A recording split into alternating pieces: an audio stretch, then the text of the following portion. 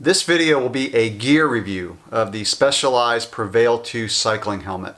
This is a helmet that most people would categorize as a road helmet. In fact, I think that's even how Specialized has it categorized. But I got it for racing cyclocross, for riding gravel, and for cross-country mountain biking. So when I ride or race cross-country on a mountain bike, I will typically use a road-style helmet because of how light they are and because of the cooling features of them. So I'll talk about some things that I like about the helmet, some things that I don't, and one thing that I really don't like about the helmet. So typically when I buy something, I'll do a pretty good amount of market research to figure out if it's going to fit my needs.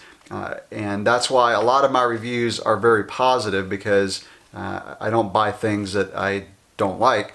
But this one I actually got because I was doing a cyclocross race series, the 2016 series, and I got a lot of gift certificates through my results for a bike shop, and I needed a new helmet, and so I went and got this helmet with my gift certificates.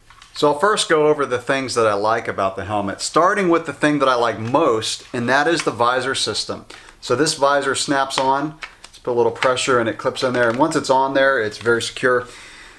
And so I like using the visor for gravel riding. So when I ride in the summertime on long gravel rides and I have the sun beating down on my face, I really like having a visor. Now I used to use a mountain bike style helmet for gravel riding, but it just looked a little weird in a road cycling kit on gravel roads with a mountain bike helmet. So this just looks a little more sleek. I like the way that it looks. And again, I like being able to remove the visor because I don't like using a visor for cyclocross racing because I'm leaned over more and it kind of obstructs my view in that position. And I also don't like using it for cross-country mountain biking. I know that sounds a little bizarre, but also I'm kind of leaned over and it just obstructs my view a little bit when I'm on a cross-country bike, because a lot of times I'm kind of getting low in corners and things like that. But for gravel road riding, I love the visor system. Also, I really like how light this helmet is. Specialized claims that it's 240 grams without the visor. So it's a very, very light helmet. And when you put it on your head, it's also extremely comfortable. The pads are comfortable. The pads also seem very durable.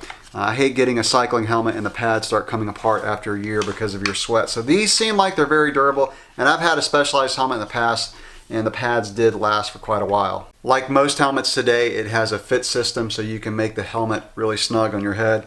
And Specialized, as they typically do with their creative names, calls this the Mindset Hairport 2 Micro Fit Dial. Regardless of the name, it does work very well. And what I like about it is, you know, in the wintertime, I probably will have a skull cap under the helmet, and I need the helmet to be a little bit bigger in the summertime without anything underneath the helmet. You know, you want to make it snug. And it's also nice, it has some reflective strips on the back of this, so if you're riding in low light conditions, that will be reflective. Also, this helmet does allow a lot of airflow through the helmet, so it's a very cool riding helmet, especially for if you ride in warmer conditions as I do. Having all these vents really does help keep the air flowing through. And it also has what Specialized calls the gutter action brow pad, and Specialized says that it increases comfort and also sweat management. So because it's got kind of a lower pad here, it does keep sweat off of your eyes, but as I'll discuss in a minute, this is also something that I don't like about the helmet, which I'll get into when I talk about the disadvantages of the helmet. And the last thing that I'll mention for something that I like about the helmet is the straps. And this is probably pretty petty, but some helmets will have buckles where you can undo the straps and adjust them, and I can never get it right. So this one doesn't have those, which I actually like. So the only really adjustment for the straps is just how tight the chin strap can be. And like I said, this is a very comfortable helmet to have on your head. It doesn't move around at all. And so those are the positive. Now let's get into the negatives about the helmet. Okay, the first negative is the gutter action brow pad is just too low.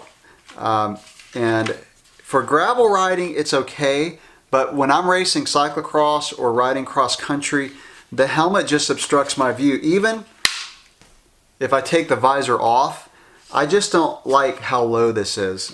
Now again, it does manage sweat, which is nice, but even as snugly as the helmet fits, if it just moves a little bit. So this is kind of typically where I'd start off with the helmet on, but sometimes if the helmet just drops down a tiny bit, it just obstructs my view.